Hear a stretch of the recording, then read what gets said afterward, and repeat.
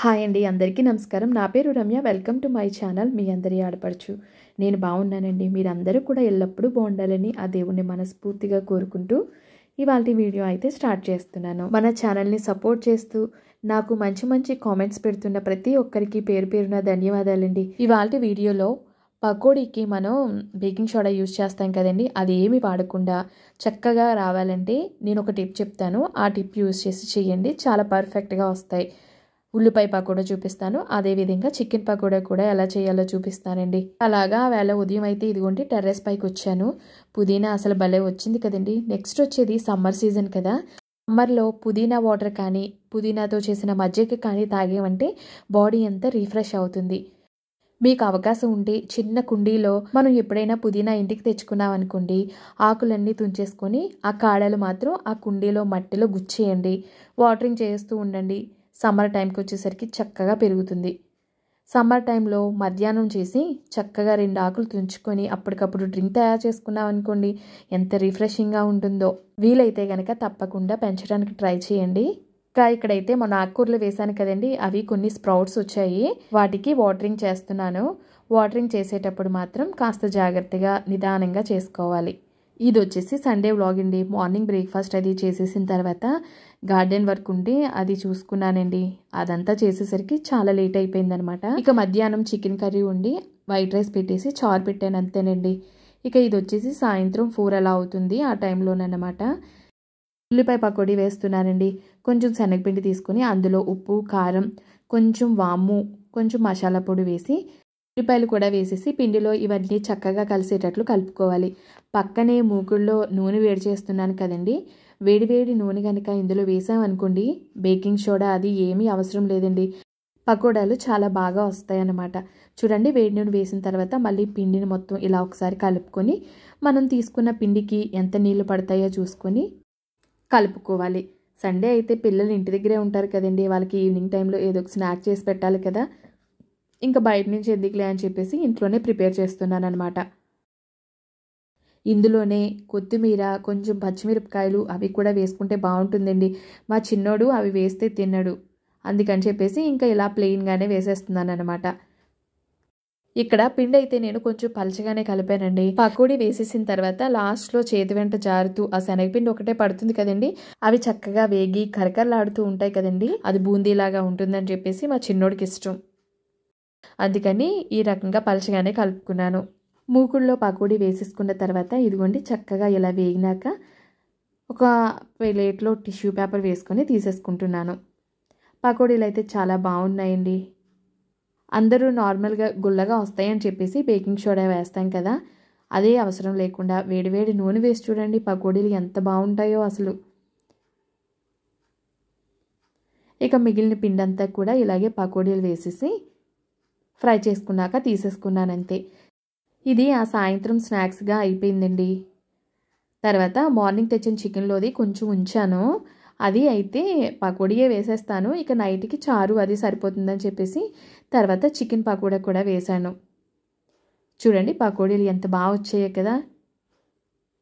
ఇక చికెన్ పకోడా వేస్తున్నాను చూడండి. కావాల్సినంత శనగపిండి తీసుకున్నాను. ముందే చికెన్ని చిన్న చిన్న ముక్కలుగా కట్ చేసి పెట్టేసుకున్నానండి.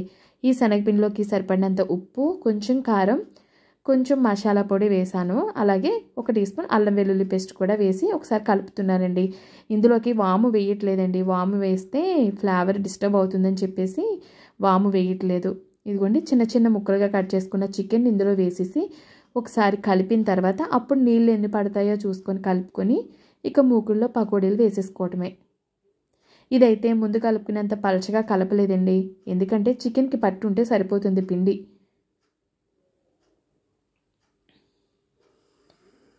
పిండి కలుపుకున్న తర్వాత బాగా వేడైన నూనెలో మీడియం ఫ్లేమ్లో ఉంచి పకోడీలు వేసేసుకొని వేగినాక తీసేసుకోవటమే. పిల్లలకైతే వేడివేడిగా చారు పెట్టేసి వైట్ రైస్లోకి ఇది సైడ్ డిష్గా కనుక ఇచ్చేసామనుకోండి, చికెన్ పకోడీ, చక్కగా అన్నం తినేస్తారు.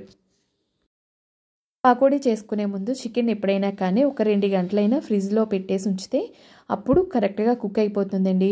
నేనైతే ఉదయాన్నే తీసుకొచ్చారు కదా, అది కూర వండేటప్పుడే కొన్ని ముక్కలు అంటే ఇలాగా బోన్లెస్ చికెన్ తీసేసి అందులో కొంచెం ఉప్పు, నిమ్మరసం వేసి ఫ్రిడ్జ్లో ఉంచానమాట. అది తీసి కట్ చేసి వెంటనే పకోడీ వేశాను కదా, అసలు లోపల ముక్క కూడా చక్కగా ఉడికి అసలు టేస్ట్ ఎంత బాగుందో. బయట నుంచి తెచ్చే పని లేకుండా అప్పటికప్పుడు మనమే ఇలా చికెన్ పకోడా ఇంట్లోనే రెడీ చేసి పెట్టేయచ్చు. చూడండి తుంచి చూపిస్తున్నాను, లోపల ముక్క కూడా చక్కగా ఉడికిపోయిందండి. బయట క్రిస్పీగా ఉంటుందండి, లోపల సాఫ్ట్గా ఉండి ముక్క కూడా ఫ్రిడ్జ్లో పెట్టి తీసాం కాబట్టి జ్యూసీగా ఉంటుంది, టేస్ట్ కూడా చాలా బాగుంటుంది. మన సబ్స్క్రైబర్ వైష్ణవి గారు, మీకు పువ్వులు బాగా వస్తున్నాయి కదా, మీరు ఏ ఫెర్టిలైజర్స్ ఇస్తారు మొక్కలకి అని అడిగారండి. నేను ఏమి ఇస్తానో ఈ వీడియోలో చూపిస్తానండి. ఇక నెక్స్ట్ వచ్చేసి అనిత గారు, మీ గార్డెన్ ఒకసారి చూపించండి అని అంటున్నారు. గార్డెన్కి సంబంధించిన వీడియోస్ ముందు చాలానే పోస్ట్ చేశానండి, ఒకసారి ఆ ముందు వీడియోస్ చూస్తారనుకుంటున్నాను. నెక్స్ట్ వచ్చేసి రజనీదేవి గారు, మీరు బియ్యం పిండి గురించి అడిగారు కదా, తప్పకుండా ఒక వీడియో చేస్తానండి. పువ్వులు బాగా పూస్తున్నాయి అంటే వాటికి తగ్గ కేరింగ్ మనం ఎప్పటికప్పుడు తీసుకుంటూ ఉండాలండి. డైలీ ఒక్కసారైనా గార్డెన్లోకి వెళ్ళాలి, అసలు మొక్కలు ఎలా ఉన్నాయో చూసుకుంటూ ఉండాలి. వాటికి ఏమైనా పెస్ట్ వచ్చిందేమో చూసుకోవాలి, ఒకవేళ ఏమైనా పురుగులు ఉంటే అవి తీసి పడేయాలి, ఒకవేళ పాని పురుగులు ఏమైనా ఉంటే వాటికి పెస్టిసైడ్స్ కొట్టాలి. చాలా పని ఉంటుందండి. గార్డెన్లో కనీసం 1 గంట అయినా స్పెండ్ చేయాల్సిందే. ఇక నేను మొక్కలకి ఎలా ఫెర్టిలైజర్స్ ఇస్తానో చూపిస్తున్నాను చూడండి. రైస్ వాటర్ ఉంటుంది కదా, రైస్ కడగ్గా వచ్చిన నీళ్ళు నేను ఉదయం సాయంత్రం అంటే ముందు రోజు సాయంత్రం వాడినవి మరుసటి రోజు ఉదయంవి ఇక్కడ రైస్ వాటర్ తీసుకున్నానండి. దాంట్లోకి ఉల్లి పొట్టు వేసాను అనమాట.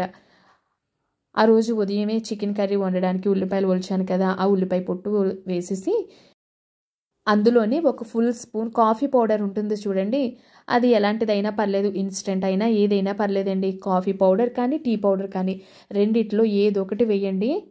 ఇవన్నీ వేసి స్పూన్తో చక్కగా కలిపేసి ఒక 24 అవర్స్ అలా ఉంచేయండి.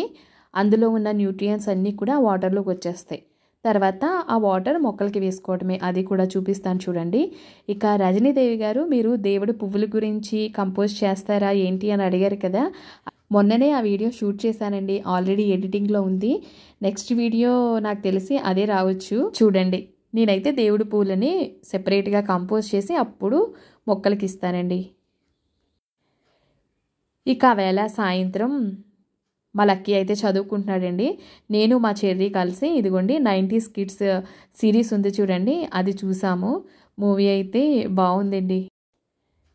ఇక ముందు రోజు మొక్కలకి ఫెర్టిలైజర్ తయారు చేశాను కదండి, ఇంకా మరుసటి రోజు ఉదయమే మేడపైకి వచ్చానమాట. చూడండి ఆ వేళ ఉదయం 7:30 అలా అవుతుంది.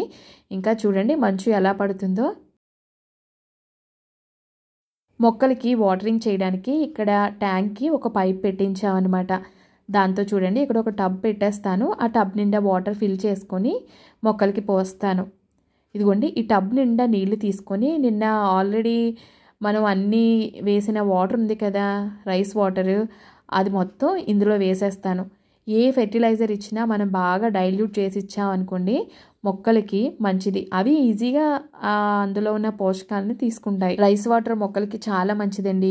అందులో ఉల్లి తొక్కు వేయటం వలన పూల మొక్కలకి మొగ్గలు బాగా వస్తాయి, అవి వచ్చిన మొగ్గలు కూడా చక్కగా విచ్చుకుంటాయి, ఫ్లవర్ కూడా పెద్ద సైజులో వస్తుంది, మంచి కలర్ కూడా వస్తుందండి. ఈ ఉల్లిపాయ పొట్టులో మొక్కలకి కావలసిన పొటాషియం, ఐరన్, కాల్షియం, మెగ్నీషియం ఇలా చాలా రకాలైన పోషకాలు ఉంటాయి. అలాగే కాఫీ పొడి కూడా ఎసిడిక్ నేచర్ కలిగి ఉంటుందండి. రోజ్ ప్లాంట్స్కి కానీ లిల్లీస్కి కానీ అలాగే తమలపాకు మొక్కలు వీటికి చాలా బాగా ఉపయోగపడతాయి అన్నమాట. ఓకే వైష్ణవి గారు, ఇవాళ ఈ వీడియోలో ఒక లిక్విడ్ ఫెర్టిలైజర్ అయితే చూపించాను కదా, రాబోయే వీడియోస్లో ఇంకా లిక్విడ్ ఫెర్టిలైజర్స్ అయితే తయారు చేసి చూపిస్తానండి, వీడియోస్ చూస్తూ ఉండండి. ఇక నాన్నగారు అయితే షాప్కి ఇదిగోండి షో పీసెస్ తీసుకొచ్చారట, అందులో సెలెక్ట్ చేసుకోమంటే ఇవి సెలెక్ట్ చేసి తీసుకొచ్చాను అనమాట. ఒకటి వచ్చేసి కీ హోల్డర్ అండి, బాగుంది. ఇంకొకటి గణపతిది ఒక ఫ్రేమ్ లాగా ఉంది, అది కూడా చాలా బాగుందండి. క్లాక్ అయితే నాకు బాగా నచ్చింది. ఇది ఇప్పుడు తీసిన వీడియో కాదండి, ఒక 10 days బ్యాక్ తీసిన వీడియో అనమాట. అన్నీ కూడా చాలా బాగున్నాయండి, మా లక్కీ సెలెక్ట్ చేశాడు. ఇక అయితే ఇవి ఎక్కడ పెడితే బాగుంటుందా అని చెప్పేసి నేను చూస్తున్నాను అనమాట. మా పిల్లలిద్దరూ అమ్మ ఇక్కడ కాదు అక్కడ, అక్కడ కాదు ఇక్కడ అంటున్నారు. అది కాదురా, పెట్టాల్సిన చోట పెడదామని చెప్పేసి చూస్తున్నాను. ఆఖరికి అదైతే వంటగది దగ్గర ఒక గోడ ఉందండి, ఆ గోడకి అయితే ఫిక్స్ చేశాను.